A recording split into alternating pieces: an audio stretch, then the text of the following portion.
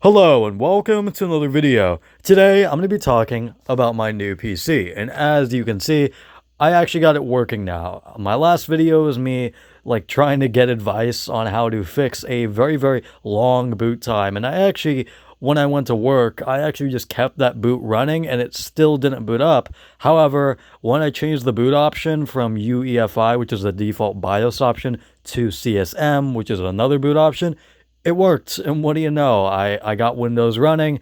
However, I will note that if you do have this issue as well, and if CSM fixed it, change it back to UEFI because when I still had it on CSM, it didn't restart properly, and so yeah.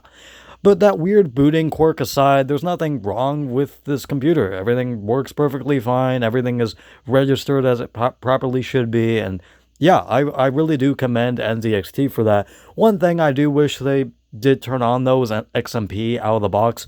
If you don't know what XMP is, it's basically just running your RAM at the maximum potential it can, aka like the advertised speed. Out of the box, this ran at 4,800 megahertz instead of 6,000 megahertz, which is the speed that it's supposed to be at. So yeah, but that's not really that big of a deal because a lot of manufacturers do that, and you should just go into your BIOS anyway, no matter what, really. First of all, the performance is a lot better. I'll just say out the specs right now. I have an RTX 4070 Ti in this new one. I paid $2,000 for it. It is a lot of money. But I have an RTX 4070 Ti, a Ryzen 7 7800X 3D, so a huge improvement over my Ryzen 7 3700X or Ryzen 3 3700X. So yeah, big improvement over that. And also a 2 terabyte SN 850X, I think it's called, like TW SN 850X, 2 terabyte, and it is really good. It is way faster than my original, I think it was like the blue SN 550. So it's just a big improvement over read and write times in general over my original SSD. And also, not only that, my RAM, as I said, is just a huge improvement. It's now 6,000 megahertz instead of 3,000, which is double the speed. So yeah, basically everything is better in this PC over my original one, and including my case. I actually accidentally got a white case instead of a black one. I just forgot to choose the black case when I first got the PC, but I actually kind of like the look of it. It looks really nice, and I also have a 360 mil AOI cooler, a liquid cooler, so yeah, that's really cool. And it looks way better than my old system.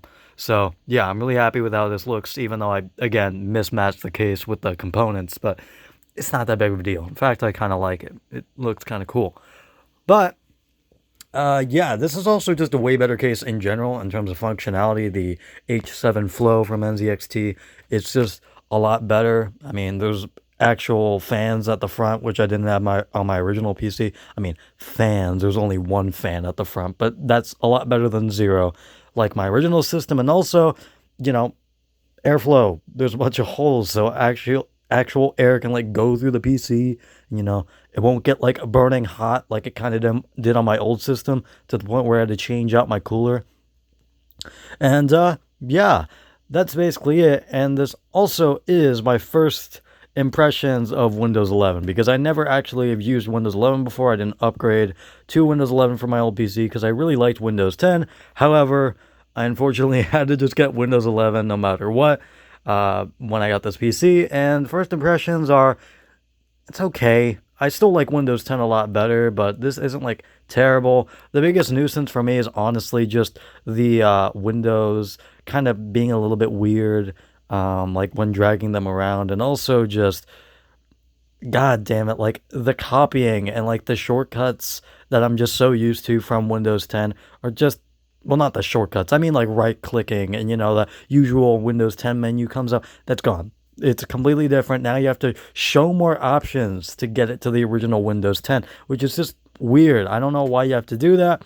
And also the taskbar by default was set to the center, which I hate. Why?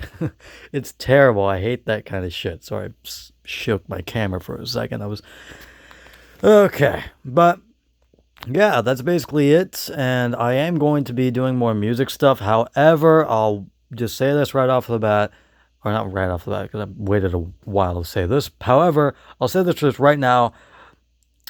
This will probably be a transitional period in terms of my music as well, because unfortunately I have to reinstall everything. And with that being said, that's probably going to be the worst part, honestly, of getting this new PC, just reinstalling everything.